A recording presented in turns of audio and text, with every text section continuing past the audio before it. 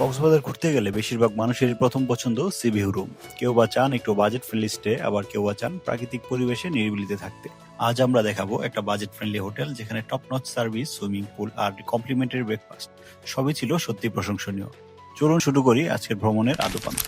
কক্সবাজার যাওয়ার সময় আমরা বেছে নিয়েছিলাম ট্রেন। সময় বাঁচাতে এবং ভ্রমণটাকে আরেকটু আরামদায়ক করতে ট্রেন জার্নিতে দারুণ একটা অপশন হতে পারে। আমরা নিয়েছিলাম চেয়ার কোচ, যদিও ভাড়ার তুলনায় সিটগুলো তেমন আরামদায়ক ছিল না। ভাড়া ছিল পার পার্সন 750 টাকা করে।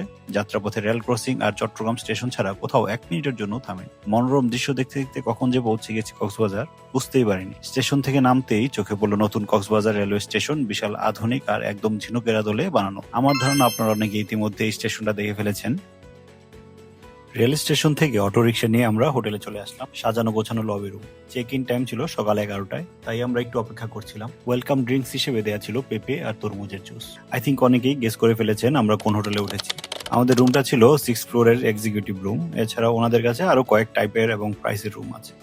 রুমে ঢুকেই ডান পাশে ছিল ক্লোজেট আর বাঁ পাশে ছিল ওয়াশরুম। এখানে ছোট ছোট ট্রাভেল সাইজ বোতলে শ্যাম্পু, কন্ডিশনার, বডি লোশন, সাবান, ব্রাশ, টুথপেস্ট সহ মোটামুটি ভাবে প্রয়োজনীয় সবই ছিল।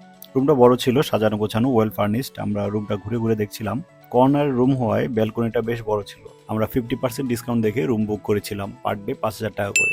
2 দিনের ভাড়া পড়েছিল 10,000 টাকা। তবে এখানে প্রায় সারা বছরই অফার চলে। সুইমিং পুলটা ছিল গ্রাউন্ড ফ্লোরে, খুবই নিট অ্যান্ড ক্লিন। আর আমরা প্রায় যে কোনো সময় নেমে পড়তাম পুলে। সাথে জিম ফেসিলিটিও পাবেন। হোটেলের সেকেন্ড ফ্লোরে আছে রেস্টুরেন্ট। 2 দিন থাকায় 2টা ব্রেকফাস্ট পেয়েছিলাম কমপ্লিমেন্টারি। আর অনেস্টলি খাবারগুলো খেয়ে ডিসঅ্যাপয়েন্ট হয়নি। যে কয়টা আইটেম ছিল সবই টেস্টি অ্যান্ড ফ্রেশ। এখানে জুস আর ব্রেড আইটেম বেশি ছিল। ব্রেডগুলো ছিল একদম ফ্রেশ বেকড, তাই কেউ এলে অবশ্যই ট্রাই করবেন। জুস সহ বাকি আইটেমগুলো স্টাফটা বারবার রিফিল করে দিচ্ছিল, তাই শেষ হওয়ার ভয় নেই।